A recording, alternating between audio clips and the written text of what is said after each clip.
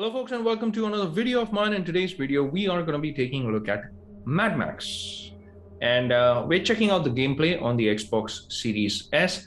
In case you're wondering, why am I talking about a game which is this old? Because this game came out in 2015, so it's been around for quite some time. Now there's a big reason as to why I'm talking about this game, and that is because of the enhancement that it received. And even the enhancement, the FPS Boost, has been around for quite some time. But what that FPS Boost did for this game is that it brought about a smooth 60 FPS when it comes to the Series S and 120 FPS when it comes to the Xbox Series X. And I believe it even runs at 120 FPS on the PlayStation 5. I'm not so sure about that, but I am confident about the Series X and the S and the 120 and the 60 FPS respectively.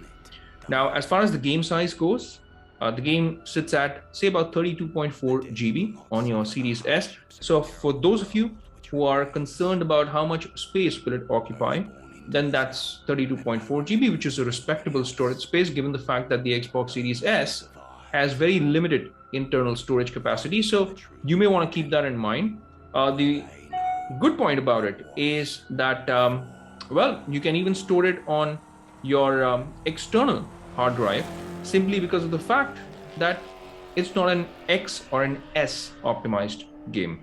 So you can just connect an external hard drive or an SSD to your Xbox Series S and play it off of it. Now, as far as the game and the game settings go, well, you don't really have any visual, you could say, options like a performance mode or graphics mode, but hey, it's got your FPS Boost, and with that,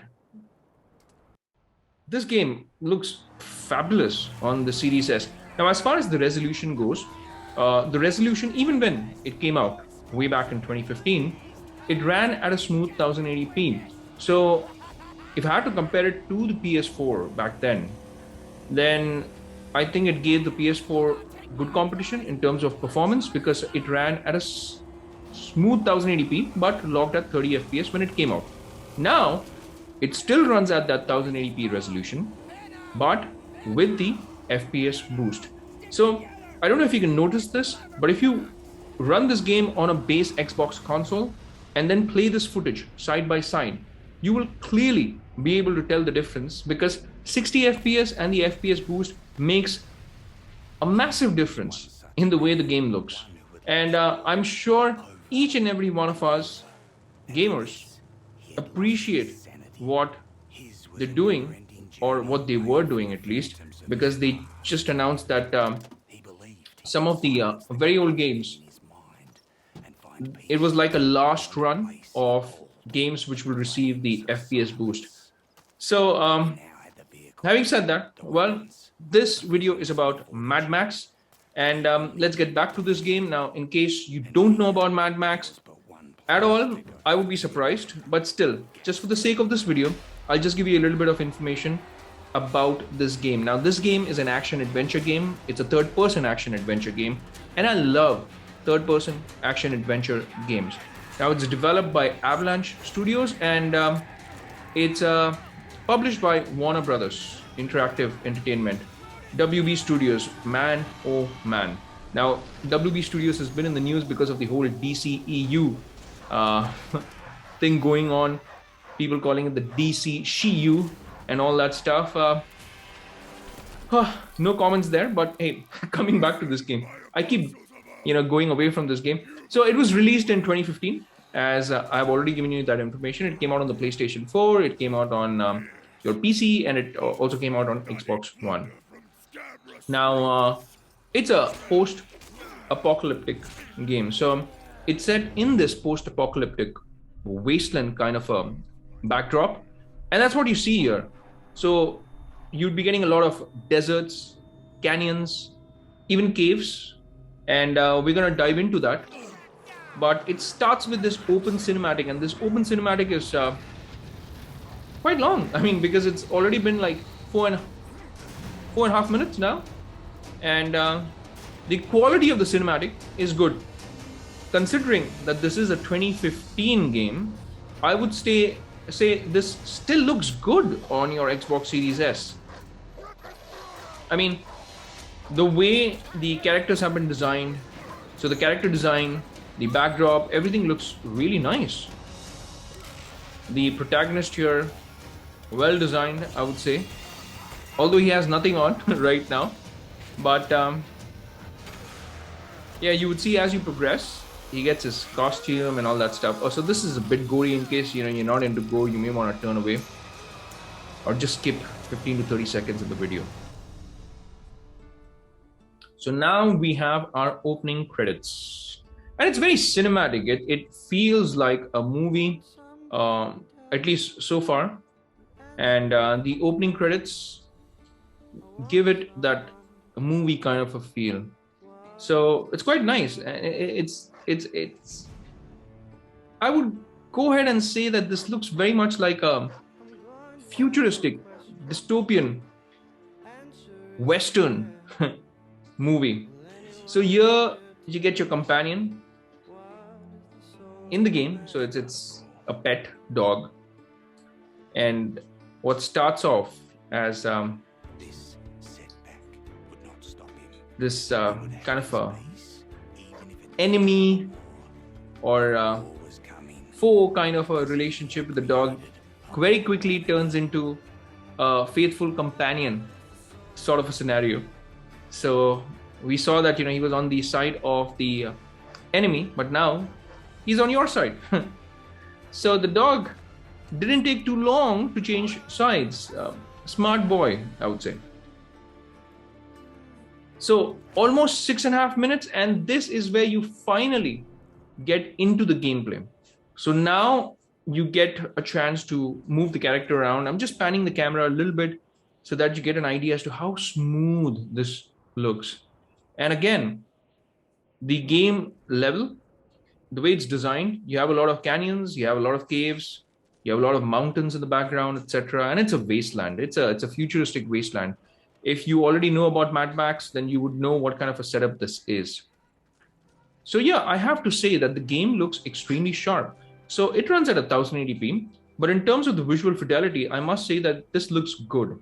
Because sometimes what happens is, even though some games run at 1080p, depending on how well it's optimized, depending upon the kind of engine that it runs on, there might be a lot of aliasing issues. But on this game, I did not notice any. And that aliasing issue becomes more evident, especially when you pan the camera around. So the objects might really give out those jagged edges when you're panning the camera around. But in this game, in this case, it's held up quite nice. And everything looks sharp, crisp, clear. The 1080p is definitely helping the game in this case. So basically the plot, it starts off, with you being out in the wilderness, and there's this wasteland kind of a wilderness. And now you're with your faithful little dog. You need water basically to kind of bring your health bar up. So you need to drink a lot of water and store water as well, so that you're always having that full health. Now, this game had a lot of positive reviews when it came out, and it looks nice. I mean, the start is nice, very good, and as you can see now, you even introduced to this character. This character, it kind of reminds me of Golem from the Lord of the Rings franchise. I'm not sure if you would agree with me, but hey, if you think the same, then do let me know in the comment section as well as to what you feel about this character. So and it also reminds me of the Hunchback of Notre Dame. So it's kind of a mix between the Golem and the Hunchback of Notre Dame. And this guy is supposedly a techie whiz kind of a guy, at least in this setup. So he works with scraps, and he makes sure that you have a working car, etc., and all that stuff. So I can make it work again. And I think you do too. It's gonna need an overhaul. So yeah, you're just trying to Don't go stray. No, I won't. get your dog fixed, I would say. And this character was quite interesting. It's like you've got your own henchman. So this is basically the start of the game, and so far the performance is extremely good. I mean, the 60 FPS, it's a massive difference. It's like every time a game receives an FPS boost, it gives new life to the game. It breathes new life into the game. So that's how good the FPS boost actually is. And this is one of the key reasons as to why the Xbox Series S makes a lot of sense. So some people, may have this question. Hey, should I get a PS4 Pro? Should I get an Xbox One X? Or should I get a Xbox Series S? Now, it depends. Because Xbox One X, the visual fidelity is definitely better because you can play some of the games in 4K or a solid 1440p. What the Series S does is that it focuses more on the performance. And that's where the benefit with owning an Xbox Series S lies, the performance. It will never disappoint you in terms of the performance. If a game claims that it can run at 60 FPS, the Series S will overperform. But of course, it cannot match up with the Xbox One X in the visual fidelity department, because it obviously can't run a lot of the games in 4K or in 1440p. But some games it does. I mean, Mass Effect, Crisis, it runs at a solid 4K. So some games it can, but it depends on the developer. So it varies. And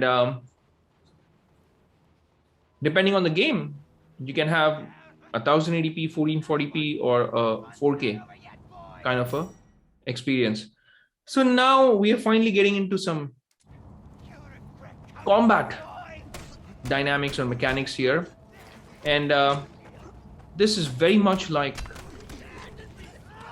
it will remind you of Batman, the Arkham series, that is. It does have some elements from that. So it's quite nice. And the controller also vibrates when you are, kind of engaged in this combat. So it's a good experience. The combat mechanics are quite good. And so far, the story and the way the levels have been designed, it kind of guides you. So although it is an open world setting, however, the quest or the mission itself is quite linear. So you won't be wandering away anywhere and everywhere. It has a very linear path.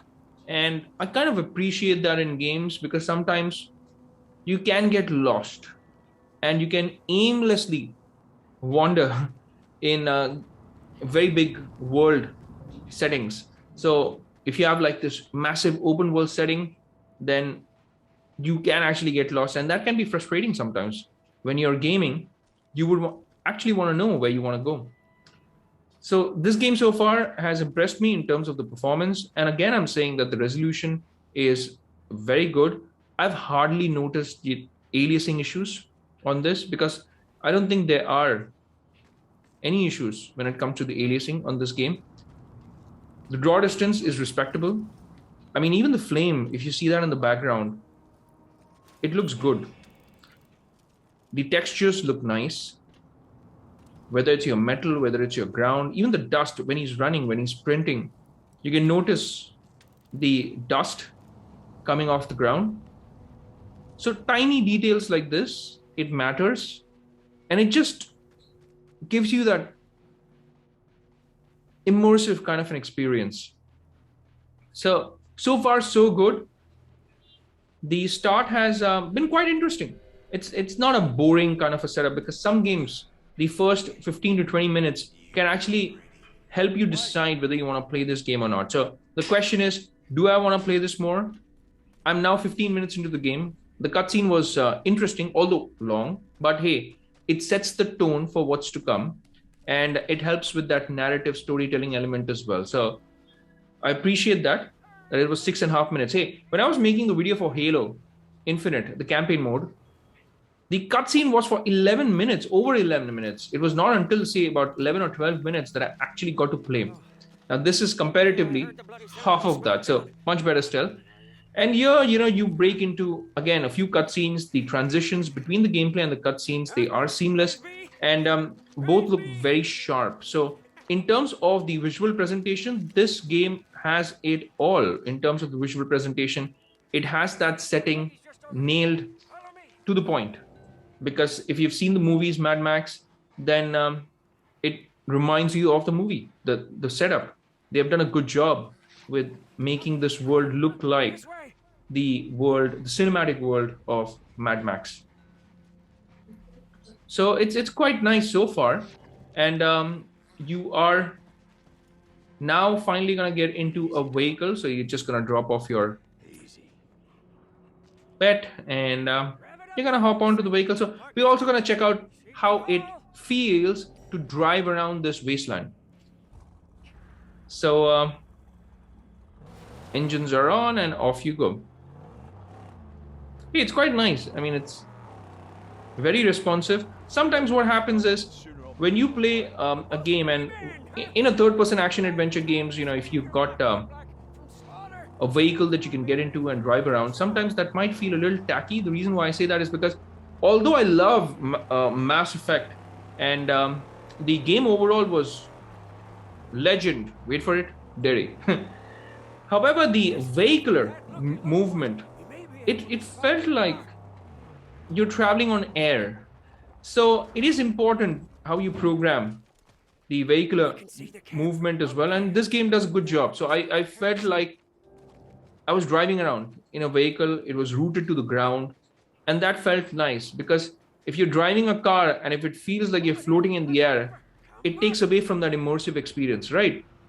So this game so far as the gameplay dynamics go, it's quite good. The combat dynamics, superb. You can sprint, you can run fast, so you don't waste time just walking around. So I appreciate that as well. The setup is quite good. The story is quite good. The opening cutscene was good. It set the story quite well. So overall, I have enjoyed this game so far. And look at the game visually as well. It is beautiful to look at. It runs at a smooth 1080p. I'm again mentioning that. And it runs at a smooth 60 FPS on the Xbox Series S. And it can run up to 120 FPS on your Series X for sure, with the FPS Boost enabled. And by the way, it gets enabled automatically on this game. So you don't have to go over to the settings and enable the FPS Boost on this game, in case you're wondering if you have to do that. It's automatic. Because in some games, you do have to set the FPS Boost manually. So I guess that's it for this video, folks. I think I've even completed the first mission in this game, and it was quite a positive experience. It was quite good. So in case you like the game as well, do comment. Let me know your thoughts, because it obviously matters. I always love to hear what you have to say about a game and what you feel about the game. So if you have liked this game, Mad Max, comment in the comment section, and also let me know what are your thoughts and feelings about the FPS Boost. And would you want to play with the FPS Boost on, or would you want to play with the FPS Boost off? I know it's a daft question, but still, just to get the engagement going, do comment and let me know. And if you have any questions about this game, then yes, feel free to ask them as well. And if you haven't already hit that like and subscribe button, guys, if you like this content, then please share it with your friends and my family members, and also hit that like and subscribe button. It helps with the YouTube algorithm. It helps my channel grow, and I really appreciate it in advance. And also hit that bell icon in case you want to get notified with all my latest videos. With that said, it's a wrap for this one. I'll see you lovely folks in my next video. And until that time, I'll say take care, stay safe, and may God bless you all.